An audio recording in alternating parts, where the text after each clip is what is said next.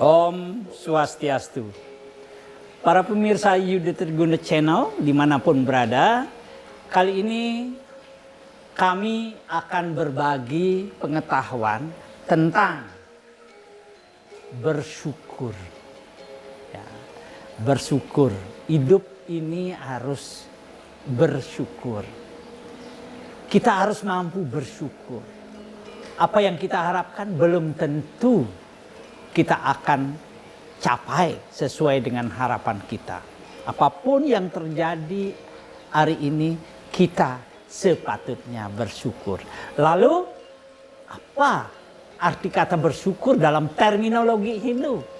Di mana itu kita temukan? Apa kebaikan sebagai manusia Hindu yang mampu melaksanakan syukur itu? Hari ini kembali saya mengundang Bapak I Ketut Donder, MAG, PhD, dosen Universitas Hindu Negeri I Gusti Bagus Sugriwo, yang mungkin sudah kesekian kalinya menjadi narasumber di Yuda Triguna Channel ini. Pak Ketut, selamat rawuh ya, kembali di Yuda Triguna Channel. Pak Ketut, ada orang banyak mengatakan apakah Hindu itu punya terminologi kata syukur?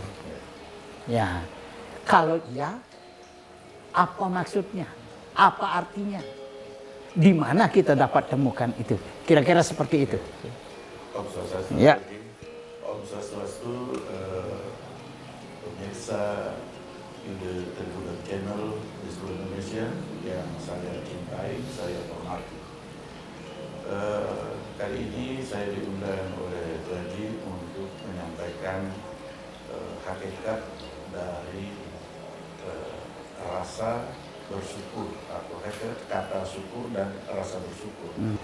Dalam terminologi di dalam kata-kata Hindu itu bahasa Hindu, kita mengenal apa yang disebut dengan Abhinandana atau Abhiwandana. Ya, itu keduanya sama. Tapi lebih banyak orang menggunakan Abhiwandana. Ya, gitu. Jadi ajaran Hindu sendiri mengharuskan, bukan lagi memberikan saran, itu mengharuskan untuk setiap manusia bersyukur. Kenapa bersyukur? Karena manusia sendiri itu sebenarnya adalah Tuhan yang menjelma dalam bentuk diri ini. Di dalam diri kita, Atman itu sebenarnya sama dengan Brahman. Kalau kita tidak mensyukuri sebagai manusia, kita menolak Tuhan sebenarnya. Itu esensi dari teologisnya. Ya. Enten. Jadi maka ada kalimat Atma Brahma Aikyam. Jadi Tuhan itu menjelma ke dunia itu untuk mengelola alam semesta ini, karena alam sendiri juga beliau menciptakan. Jadi ada kesatuan semesta di dalam pembicaraan tentang rasa syukur. Nah, kita melihat di dalam kenyataan, di dalam masyarakat itu terlalu banyak orang yang tidak bisa bersyukur. Misalnya ada orang sudah punya jabatan sebenarnya tinggi, tapi karena ada lebih tinggi, dia merasa kurang saja. Kurang saja itu. Jadi itu sebenarnya orang yang tidak bersyukur. Nanti dalam tema ini saya akan menceritakan tentang bagaimana saya mempraktekkan. Jadi bukan hanya saya berbicara tentang Abhiwandana bersyukur hanya dalam kata-kata, tapi bagaimana praktek saya. Ya, bagaimana itu dipraktekkan. Bagaimana saya mempraktekkan itu. Gitu. Jadi ini tidak banyak orang bisa melakukan. Tidak banyak orang bisa melakukan karena saya lihat dunia ini semakin chaos, semakin kacau, semakin banyak problem sosial itu kan karena orang tidak bersyukur. Nah, cara sederhana untuk bersyukur itu ada pepatah atau bahasa orang tua katakan, seringlah melihat ke bawah. Kalau melihat ke bawah itu tidak pernah ada orang ketanjung. Tidak ada orang tersandung batu kemudian jatuh itu, karena di mana kakinya akan dia langkahkan, di situ matanya. Orang yang selalu ngagak itu, ngenget, dia batu besar bisa ditabrak itu aja. Ya, pasal karena dengan begitu tidak lihat batu di depannya. Itu sebenarnya petuah orang tua itu sederhana, tapi dalam praktek kan banyak tidak bisa melakukan itu. Nah, oleh sebab itu, ketika kita hidup misalnya di dalam hidup ada orang yang merasa saya cuma golongan satu gitu misalnya, kan lihat ada banyak orang yang tidak punya golongan, ya kan? Kemudian baru hewan itu berapa golongannya? Ya. Ya. Kemudian ada golongan 2. Kita lihat golongan 1. Berarti kita lebih tinggi dari golongan 1. Ya. Begitu golongan 3, lihat yang bawah. Jangan lihat yang di atas. Kalau yang di atas lihat, kita menjadi iri dan dengki. Yang mestinya mengucapkan orang mudah-mudahan dia selamat, bahagia, kita nggak bisa memadamkan dia. Nunggu dia turun. Itu karena iri hati itu. Nah, oleh sebab itu sebenarnya ada guru spiritual mengatakan latihan spiritual itu bisa dilaksanakan dengan sederhana sebenarnya. Misalnya kita menemukan orang yang sedang artinya setiap hidupnya setiap hari dia mengisap rokok itu 12 batang, satu bungkus isinya 12, satu hari itu harus habis itu. Kita tidak boleh serta-merta menyalahkan dia. Kalau mau diajak berdiskusi, berdialog, di dalam bahasa Hindu disebut dengan budayanta parasparam. Ada kesediaan untuk saling menasihati. Jadi kalau misalnya Tiang salah, Tuan Haji melihat saya salah, Tiang diberitahu kesalahan Tiang sama Tuan Haji, Tiang harus terima. Kemudian walaupun Tuan Haji lebih senior, profesor dan ya lebih wah lah, kemudian syukur. Begitu Tiang bilang, Tuan Haji, wenten iwang Tuan Haji begini. Oh ya, terima kasih. Ya, jadi ini yang disebut dengan komunikasi budayanta parasparam. Kesediaan kita untuk saling menasihati. Saling menasihati itu dan menerima kelemahan masing-masing. Ya, mengakui kelemahan dan memperbaiki. Tradisi itu yang tidak ada di komunitas yang artinya komunitas umum. Kita selalu begitu bahkan bersyukur melihat orang itu jatuh atau kebanyakan kita lihat tidak care terhadap kesulitan orang. Nah, oleh sebab itu jadi kita harus selalu melihat yang lebih rendah, bukan berarti membandingkan bahwa syukur saya begini, bukan begitu. Artinya nuha getan, ke bahasa Bali kan ada istilah aget itu. Syukur itu untung. Nah, coba begitu pas kita sendiri, tidak punya motor, saya juga jalan kaki ke kantor. Ada orang yang satu kaki jalan itu ke tejo gitu ya. Untung punya dua kaki. Nah, terus orang yang punya satu kaki, kita melihat ada orang yang tidak punya kaki itu aja. Dia berjalan, saya menangis melihat itu di dekat Sanur. Mungkin dijadikan orang alat mengemis nih ke yang pulang dari India atau Mekecos itu yang nangis, yang bawa uang waktu itu yang kasih 20.000 itu. Ternyata yang dengar itu diakali itu gitu. Tapi tidak masalah. Nah, jadi bersyukur orang itu punya kaki satu, masih ada orang tidak punya kaki. Nah, kemudian begitu terus caranya melihat yang seharusnya kita lihat, jangan membandingkan dengan orang lebih besar, tapi lebih kecil gitu. Artinya posisi kita. Tiuplah ke dalam. Ya. Nah, jadi kalau Tiang Tiang terapkan niki karena ketika Tiang masuk pertama di SD, Tiang memohon dalam hati kecil pada waktu masuk kelas 1 SD, Tiang berdoa begini, ya Tuhan, mudah-mudahan saya bisa sekolah sampai tamat, nanti saya akan sekolah jadi guru, saya ingin menjadi guru SD, mengajar kelas 1, permainan sepak bola plastik. Itu doa Tiang di Sulawesi Utara, di pedalaman desa Kembang Merte namanya di Moga. Jauh di sana. Jauh di sana. Nah, kemudian rupanya karena doa Tiang sampaikan begitu tulus kepada Tuhan, Tuhan mendengar, kasihan donor ini permohonannya sederhana sekali. Nah, kemudian nggak mohon mobil kan waktu itu, cuma jadi guru sekolah dan ngajar sepak bola plastik. Ya. Karena kebetulan dia ngeplan sama wakil kepala sekolah SD yang ajak bermain bola plastik ini kan. Saya senang melihat guru ini kan. Nah, gitu. Inilah yang percaya bahwa Tuhan itu maha baik. Yang tidak bisa membalas dengan ucapan puja doa itu tidak bisa balas. Ternyata Tuhan menitipkan Tiang Nike melalui sekolah dan menjadi pembantu. Di SMP menjadi pembantu 3 tahun, di SMA menjadi pembantu 3 tahun. Nanti sekolah di S1 boleh yang disebut dengan beasiswa Bank Dunia. Kemudian Tuhan mengirim tiang dados 20 tahun mengajar teknik beton, teknik baja, fisika kimia dan agama di STM Palu. Itu nggak mudah loh. Nggak mudah. Teknik beton, teknik kimia, agama. Itu. Jadi begitu. Nah ternyata pada waktu tiang tugas di Palu, tiang ayah di Parisade dan dados pengempon pura, ayah di pura jadi panitia pembangunan.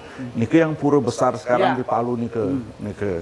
Dan kemudian artinya walaupun tiang tidak pernah melihat Tuhan di dalam pura itu, tapi kalau tiang ngomong nike seperti ngomong dengan Bapak. Jadi Tuhan, saya bersyukur, saya tidak membayangkan kalau nanti saya punya anak, punya istri, punya anak, kemudian saya bisa membangun rumah yang dinding beton, karena di pikiran tiang nike rumah kalau di dalam ilmu bangunan namanya rumah RSSS. Jadi yang 3S nike dindingnya 1 meter keliling, bataku yang tidak diplester. Dan di atasnya itu papan yang tidak diserut. Kemudian atapnya nike atap asbes tanpa plafon. Itulah di pikiran tiang. Nah, Sederhana begitu kemudian permohonannya. Ya. Kemudian dia punya rumah beton di sana di Palu, makin ditumbas dengan Cokorde Anak Agung Semarajaya, keponakan Tu Haji Dr. Jaya nih ke almarhum. Nah, dia kan bengong nih ke, artinya ini saya mimpi, menghayal atau beneran ini saya punya begini kan kan? Ya. Tiang cuma ya Tuhan, kangen bahasa biasa. Kau begitu. Tapi waktu itu belum fasih membaca mantra ya? belum. Jadi sederhana sekali. Mungkin bisa jadi karena sederhana itu Tuhan bisa ngerasakan bisa jadi. tulusnya itu. Ya. Tapi mencabar bahasa Bali nih tuh. Itu betara matur suksuma banget ya. Yang tidak membayangkan kalau tiang punya rumah beton gitu. Dan ada perasaan haru tadi. Ya. Nah, kemudian karena tiang dados pengurus Parisade, ketua 1 Parisade, tiang banyak menerima kunjungan dari pejabat pusat Dirjen Parisade yang beberapa orang diantaranya singgah di tempat tiang. Begitu datang, ini Pak Doner ini guru teknik atau guru agama? Yang guru kok agama? Yang ngajar juga agama 2 SKS gitu. Nah kemudian Pak Wiyana almarhum mengatakan, kuliah sekarang di Stah itu ada Stah buka S2 kan, dan Stah durung IHDN. Kemudian tiang tanggil ke pura nih ke malam-malam Ratu Betara ican dia tiang boleh ngasinin merasakan nih kengken gobannya di badan S2 katanya gitu. Sederhana. Ya. Terus akhirnya Tu Haji almarhum itu yang Tu Haji Anak Agung Dr. Jaya yang punya rumah sakit Budi Agung, istrinya beliau di sini di Anak Agung Sukumabati di Penamparan, makin beliau di Gatsu Barat gitu, ya. Beliau yang bilang sekolah saja berapa tahun maunya itu sekolah saja di sana. Saya beli rumah baru tempati di situ kan, dan baru tiket pulang pergi beliau juga yang memberikan tiang nih. Padahal tiang tidak ada hubungan keluarga, tapi tiang dianggap adik sama beliau kan. Itu jalan Tuhan. Itu mungkin karena doa tiang polos nih kan. Tulus. Dan bersyukur. Nah kemudian setelah itu tiang pulang sambil tiang ngajuang lamaran, tiang bilang sama Pak Gede Rudia ketua Stah nih ketua IHDN rektor IHDN, Pak sebenarnya saya ingin merasakan S3, mudah-mudahan saya bisa, tetapi kelihatannya mungkin tidak mungkin. Kenapa tidak mungkin? Bawa lamaran ke sini. Tiang padahal sudah buatkan. Teknik untuk menikah tadi, jadi yang kasih telah disidangkan, kemudian ternyata yang diterima bersamaan dengan 2 orang waktu itu dengan Ratu De Bagus Wijukusuma. Berdua yang diterima.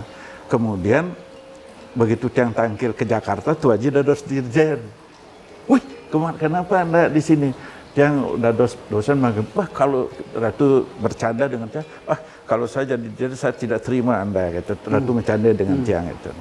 Nah kemudian setelah tiang dosen ni ke, tiang tangkel lagi di pelinggih di Padmasana di HDN ni ke, tiang kata-kata masih pakai bahasa polos ni ke, Ratu berkata tiang pangtain asalnya S3 kan kisah goban S3-nya ni ke. Nyatanya tiang waktu ujian untuk penerimaan S3 di konsulat India ni ke, dari beberapa ujian cuma tiang yang lulus ni ke. Makanya tuh Haji waktu ni ke menasihati, ingat itu jangan sampai ada DO. Karena ada beberapa orang pulang DO kan gitu ni ke. Nah ni ke, dan yang berangkat ke India ni ke sama sekali yang tidak tahu bahasa Inggris, cuma tahu yes dengan no ni ke. Setelah yang berangkat baru ngeh yang di sana, ternyata di sana diuji ulang. Diuji ulang dengan menulis dengan oral. Nah dari kita yang untuk meletakkan dasar kepercayaan lebih mendalam lagi, yang undang bertaruh tu aja. Yang undang Ratu bertaruh tiang tanjuari mulai yang tiang tan lulus niki, ternyata tiang pikir di sini diloloskan karena diberikan bocoran anunya nike oleh staf nike, dibilang bocoran ini jawaban ini, yang lain tidak bisa lulus, cuma tiang lulus. Kemudian sampai di sana dia bilang Ratu bertaruh kalau seandainya tiang tan lulus, tiang kutang kurunan panak tiang tanjuari mulai ke Bali, tolong Ratu bertaruh sejebak Bali mereka sarannya tiang mereka kan. Tidak tahu kok bisa ngomong bahasa Inggris di India nih ke, masih bukan ini ke. Dan nulis dikasih 10 halaman nih ke. Ternyata mah tulis tangan tiangnya itu aja. Tidak pernah yang kursus bahasa Inggris. Nah, nih ke. Kemudian di sana setelah kuliah ternyata 25% bahasa Inggris, 75% bahasa Bengali yang tidak tahu.